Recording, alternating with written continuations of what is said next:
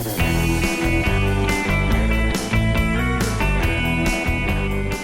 के बाद मैंने बहुत पढ़ना शुरू किया।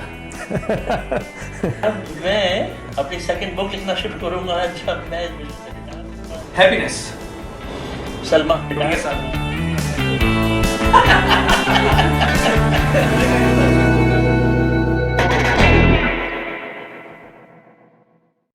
आज के हमारे गेस्ट हैं मुश। मुश, क्या हाल है? बहुत ही जबरदस्त। क्यों? भाई ये मेरा स्टैंडर्ड जवाब है एक तो, लेकिन अक्सर लोगों को लगता है कि शायद मैं एक्टिंग कर रहा हूँ, ड्रामा कर रहा हूँ और I am not honest, but actually 100% honest. बहुत ही जबरदस्त आज इसलिए है कि बहुत सारी बहुत ही जबरदस्त चीजें हुई मेरे साथ आज। आप पूछेंगे क्या हुआ? सबसे जबरदस्त बात ये हुई कि मैं जिंदा उठा। माशाल्लाह।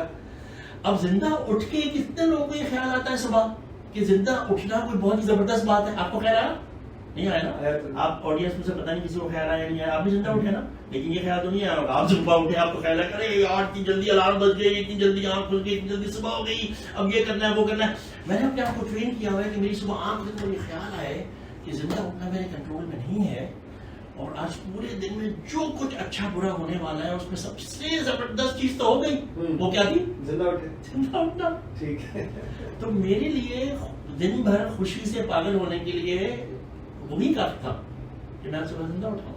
सी लेडीज एंड जेंटलमैन, द मुश। अस्सलाम वालेकुम। ऑलरेडी हमने अपने गेस्ट का इंट्रोडक्शन आपसे करवा दिया है, सो प्लीज वेलकम सर मुश। अस्सलाम वालेकुम सर। वालेकुम सलाम। Thank you very much for coming today. Thank you for the opportunity. सबसे पहले सर यहाँ पे जब हम उसकी बात करते हैं नाम को रिलेटेड, तो बहुत सारी दफा ऐसा आ जाता है कि हम कंफ्यूज हो जाते हैं कि इसका मतलब क्या है। तो let's start with your names. Mush. Mushtaq Ahmed Panjwani, that's my name. तो मुश की तो जब हांगकांग मूव हुआ मैं, तो वहां पे लोगों के लिए मुश्ताक प्रोनाउंस करना मुश्किल था। ठीक है।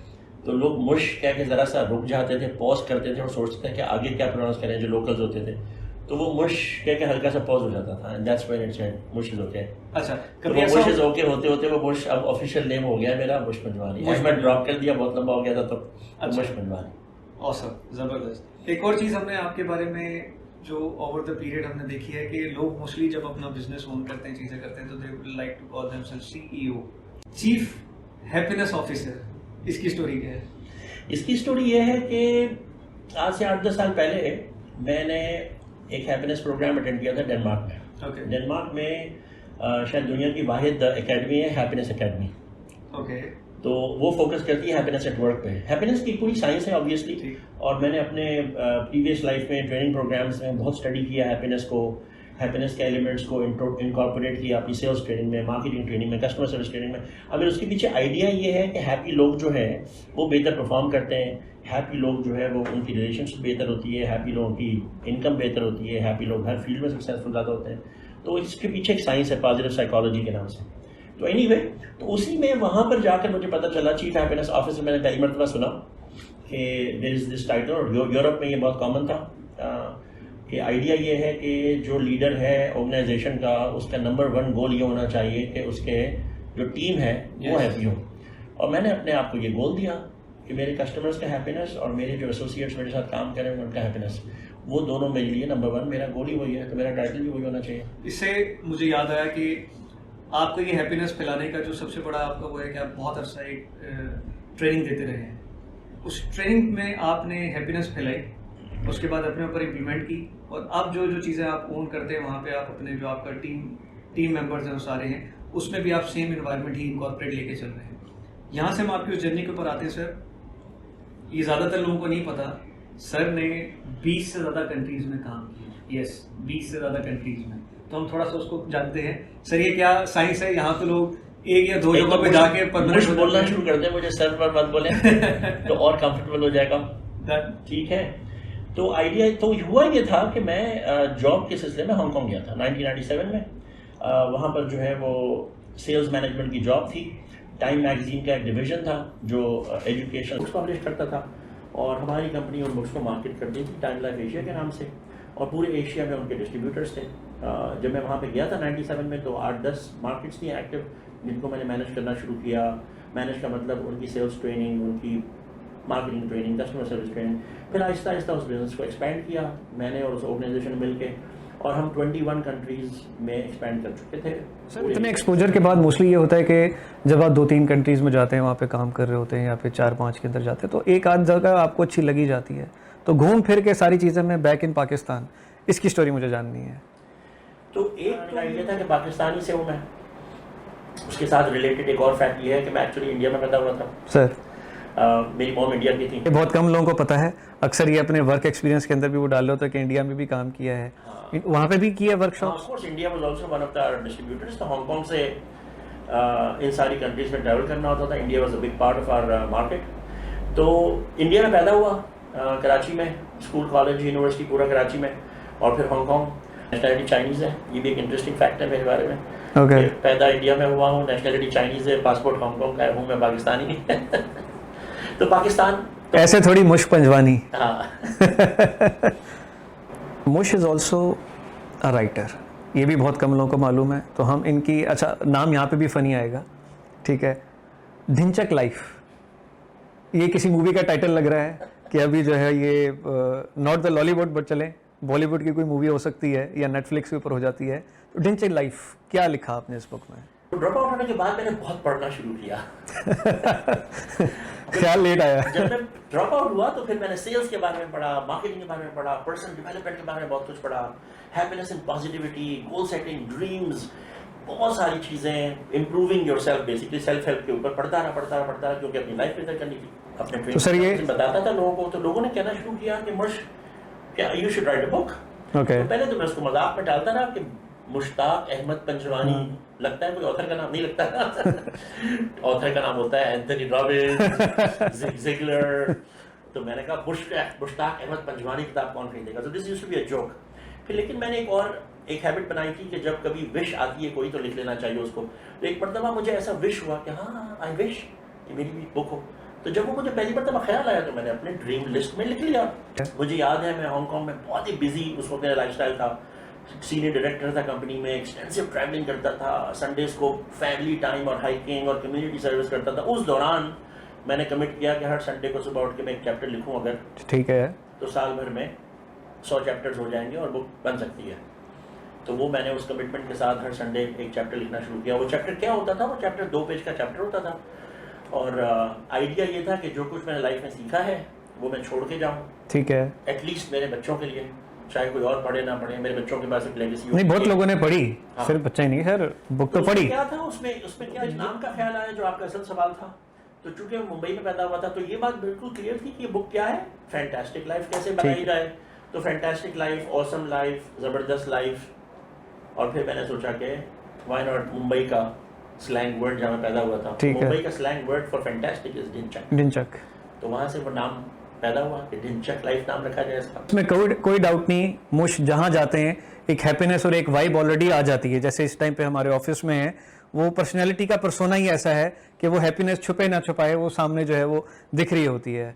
अब हम आएंगे अपनी मेन चीज़ के ऊपर सर, जिसके लिए मैं बड़ा एक्साइटेड हूँ टू नो, सेल से कॉफ़ी शॉप, यहाँ सेल से बाद में कोई एजेंसी खोल लेता है, कोई प्रोडक्शन हाउस खोल लेता है, कुछ और खोल लेता है, कॉफ़ी की तरफ लोग कम आते हैं। पाकिस्तान में तो कॉफ़ी शॉप है ही नहीं, और मैंने एक्चुअली रिसर्च करना शुरू की तो पता चला कि वाकई में कॉफ़ी शॉप नहीं है। और वो आइडिया मुझे बहुत इंस्पायर किया कि मैं पाकिस्तान का पहला कैफ़े बनाऊंगा। तो लोगों ने हंसा, जाहिर है कि पहला कैफ़े, हाँ इतने सारे कैफ़ेज तो हैं। तो मैं कहा नहीं, इंटरनेशनल डेफिनेशन के हिसाब से no kitchen no cooking, I am talking about Starbucks, Tim Hortons, Costa coffee, ये 3 जो इंटरनेशनल टॉप ब्रांड्स हैं, और हांगकांग का Pacific coffee. I am talking about these के, ये है कॉफ़ी शॉप मॉडल जिसमें किचन नहीं है पीछे, कोई बर्गर नहीं पक के आ रहे हैं आपके, कोई अच्छा इस पर भी हम आएंगे क्योंकि आगे भर के आपका किचन नहीं है, हाँ, और आपका खाना कहीं से प्रिक्योर होता है। हाँ, अभी हम उस पर आते हैं। तो ये इंस्पिरेशन वहाँ से आई कि मैं यहाँ पे आ रहा था ट्रेनिंग करने के लिए और बैठ के कॉफ़ी शॉप यूज़ करना चाह रहा था। और मैंने सोचा कि वो जो मेरे माइंड में एक और ड्रीम था कि मैं हांगकांग में कॉफ़ी शॉप बनाऊंगा। मैंने सोचा कि नहीं, यहाँ पे तो वो कॉफ़ी शॉप नहीं, यहाँ पे तो वो पूरे कॉफ़ी चेन होगी, यहाँ पे तो पूरी।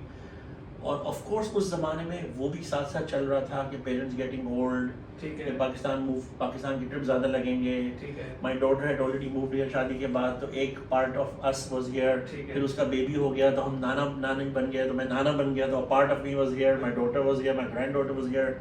और फिर my parents were getting old, my wife's parents were getting old, my son had an opportunity to train with Special Olympics, and all of a sudden कहते हैं ना पूरी यूनिवर्स कंस्पायर कर दी है, तो वो एग्जैक्टली वही हुआ, सब कुछ कंस्पायर करके मुझे पुश करके। ये कॉफ़ी वगैरह की एक जर्नी थी जो आप सब ने इन डिटेल जो है वो सुनी। अब हमारे एक दो छोटे छोटे से राउंड्स हैं जिसमें हमें ज़्यादा पता चलेगा मुश के बारे में। हम कोशिश करेंगे कि उनके जो क्विक रिस्पॉन्सेज हैं through our rapid fire round, उसमें से जो है वो हम कुछ फन एलिमेंट इनसे extract.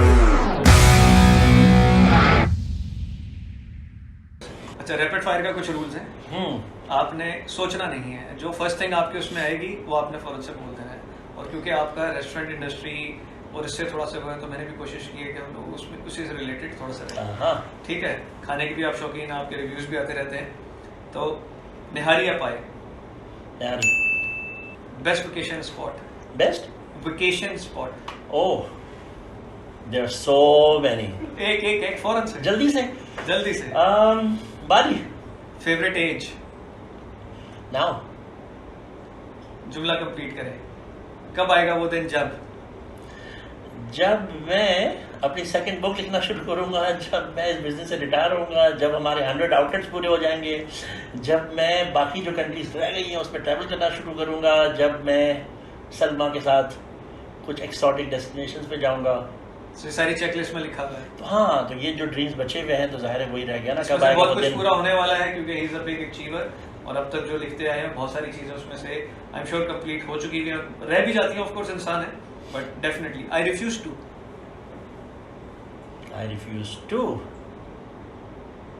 Give up on my dreams. Husainabad या बंस रोड? बस रोड। मकई या चने? चले। देसी या फाइन डाइनिंग? देसी। रोटी या सालन? दोनों।